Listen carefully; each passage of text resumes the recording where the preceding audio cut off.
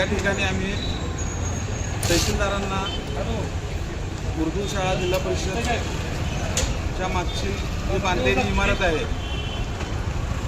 ती बेकायदेशीर बांधकाम झालेलं आहे।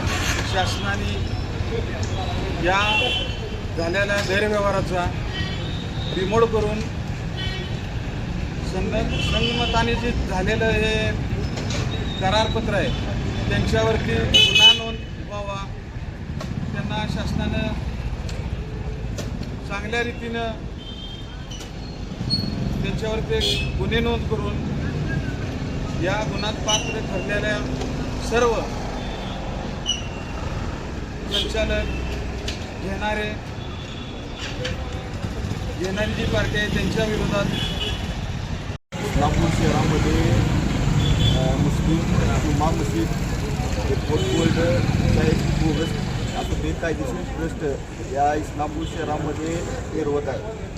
या बोगस ट्रस्टने सदर डॉक्टर शेख महमूद फाउंडेशनला 30 वर्षाचा करार जो बोर्डाची कोणतीही परवानगी न घेता त्यांनी तो करारपत्र करून दिलेला आहे। सदर व्यक्तीनं या ठिकाणी 30 वर्षाचा करार तयार करून मान्य महावितरण कंपनीवर त्याचं लाईट बिलावर यांचं नाव दाखल केलं आहे आणि तो सत्ता लवकर या झालेल्या सगळ्या बेकायदेशीर बांधकामावर आणि झालेल्या सगळ्या अपहारावर प्रशासनानं गुन्हा दाखल करावा, अन्यथा आम्ही सगळेजण लवकरात लवकर यावर आंदोलन करू।